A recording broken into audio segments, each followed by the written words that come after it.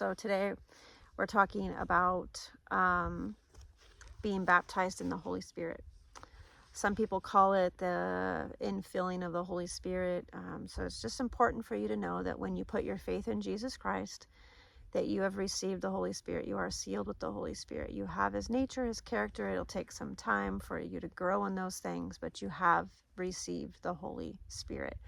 My experience is that I put my faith in Jesus Christ. Nobody talked about being filled with the Holy Spirit and empowered by the Holy Spirit to do what He wants you to do.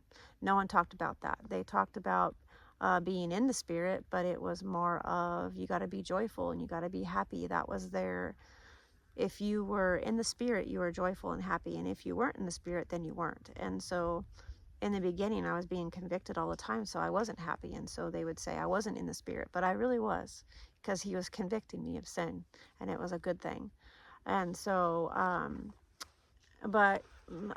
later on, about 10 years later, I started reading the book of Acts and got really convicted that my life didn't look anything like the apostles, and that I too could heal the sick, raise the dead, and cast out demons, and preach the gospel and share Christ with the world. And I couldn't do those things, and I didn't understand why, because I had the Holy Spirit too, right? And so there was, for me, I had an encounter with the Holy Spirit, a very powerful encounter with the Holy Spirit, where He came in power, and I got knocked down to the ground and started speaking in tongues and felt the weight and the glory of God, and it was fantastic. It was amazing.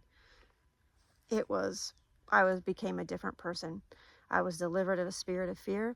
I walked out and I started sharing the gospel with people, and my eyes were opened to the truth, to the demonic realm, to the heavenly realm. My eyes were open to all kinds of things when I got filled with the Holy Spirit and spoke in tongues. For me, it was 10 years later for me, but I don't believe it has to be that way. I believe that at salvation, you can be not only receive the indwelling Spirit, but also be empowered by the Holy Spirit and have gifts functioning in your life at salvation. I don't believe there's any reason why you should have to wait. I think it's just, we don't understand it. People don't preach about it. People don't talk about it. There's many times we just don't even have any kind of understanding of who the Holy Spirit is. And so we go years without knowing. But I don't believe that has to be. Just same with being delivered. Many times when we come to Christ, we have